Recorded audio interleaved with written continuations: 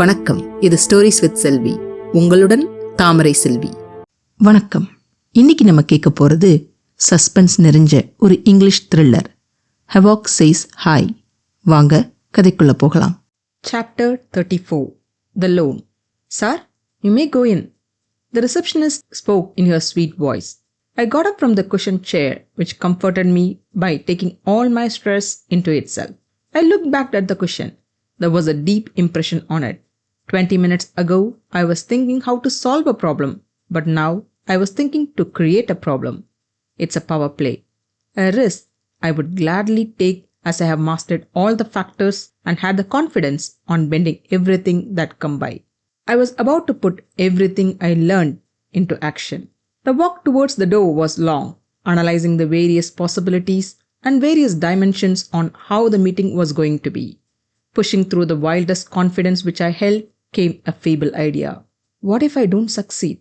What if I can't make the money for Grandpa? A simple thought, which amplified itself, dived into me, stirring my confidence. My eyes involuntarily closed it to clear my head. I opened my eyes.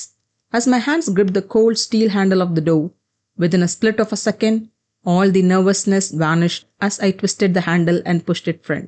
A room lit with a yellow chandelier awaited my eyes. This was unusual, I said to myself, and began to observe the surroundings. It was a dull-looking room with an antique style. The yellow spectrum the chandelier produced overlay covering the room with a dull and gloomy ambience. The lobby where I waited was bright, and the room where I stood now looked as if both these rooms were cut out from a different piece of puzzle and put together. A wooden desk with miniature carvings of phoenix and lion around the base part of it stood before me. The phoenix was flying towards a tree with a single apple hanging, while the lion was ferociously sprung over this phoenix. Everything was caught in the mid-air of the act. I admired the creativity and expertise needed to create it. Mr. Gaurav Das, manager of the bank, a tall man with a strong physique which had started to transform itself into fat due to the lack of workout. He was reading a file with his face down. He was not using any computers. I could understand that he liked old and precious antiques. "Good morning, sir," I heard my own voice. It had the tone of greeting along with informality. He looked up at me.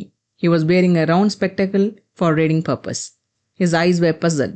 He waited for a mid-aged man to appear before him, but I was just nearing 20 at that moment. "Good morning. Come in." I stepped inside the room and walked towards him. He stood up from his seat for courtesy's sake.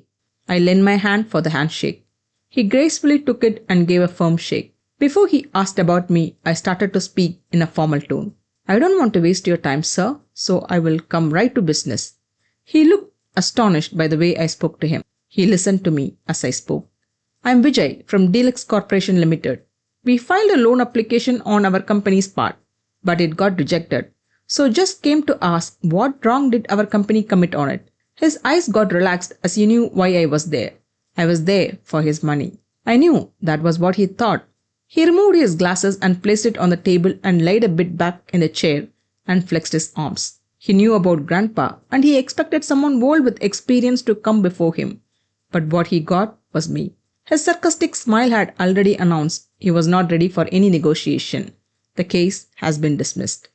I continued. "My grandfather has always given the opportunity to learn business from experienced people like you. So please ignore my age. I have been in business since I turned teen." I lied. He didn't say anything, but he was happy that I understood his issue with my age. He looked satisfied with my answer. "Of course, we need the loan, Mr. Gaurav, but not at the expense of something, sir. So please tell me what mistake we did made you reject the application." My voice was so confident about what I said, and I did believe in that. He was not convinced by my words, but I didn't cultivate a scruple inside him. "Your application looks decent, but your company is not creditworthy. It has also been in book of bad debts when we investigated about Deluxe Corporation Limited in the previous banks. In our bank, we care about reliable and safe customer and not some hotheads." I smiled at him. It was genuine one. "Yes, we paid them back in 3 months delay with interest. I accept we took risk, but calculated risk, Mr. Gaurav. Our bank accepts low and mid-risk customers, but investing in your bank is high risk." He wanted to push it. His eyebrows were closing together. He wanted me to get out of that room. I accepted completely. There is a high risk involved due to the time constraints, but I believe you are a risk taker yourself. You would understand the small issues any company would face during this phase. I didn't expect him to put me down, and he did not. I knew he was a risk taker, from the miniature carvings of a phoenix going after a single apple while a lion was a second away from getting hold of it. He smiled, but this time there was pride in it. He tried to cover up his smile. I did touch his pride. I was glad I did. But tell me, would you be able to produce any security? He laid himself over to the desk. He was inclined to help, but he couldn't find a way how. I wish I could have, but unfortunately we don't, I said with a sad smile. Almost everything we have has been used in procuring raw materials. We can't pledge any securities at the moment. Allowing him to say a no now will be a very big blunder. His answer can be yes, or it's hard, or I'll try, but never a no. Weighing him by his appearance, he would have at least 2 decades of experience in banking. If there could be a person who could help us, it could be you. And it is hard for you to help us, but great things blossomed out of great risk. My words were not pushy, but it glided itself into his mind. He raised his head and looked at me. I continued. Of all the thoughts on how to find the best reason to give it to me for a reject, there could be a single reason which would advocate on my behalf to approve my application. Please listen to that one reason, sir. I made myself comfortable to rise myself from the seat. You can lend us the amount with an interest rate slightly higher than others. And since it's season, garments are at their best-selling street, I said. He looked a bit worried. That made me a bit relaxed. Now my problem had become his problem. That was a good sign for me. I didn't want to pressurize him anymore. I got up from my seat. He immediately got up from his seat. Digging my finger inside my pocket, I pulled out my wallet. Within the pile of cards stacked in, there was Grandpa's visiting card, and I handed it over to him. It was nice talking to you. He smiled with his heart. Sure, pleasure was all mine. He came and opened the door for me. I left the room without an answer, and I was happy about it. I climbed over my bike and started it. My pocket began to vibrate with my mobile in. I took it out. It was Eshwar. The purring of the engine was a distraction, so I turned it off and took the call. What? I think we need another sitting now to get the loan. Let's see, I said. There was silence on the other end. I said, hello?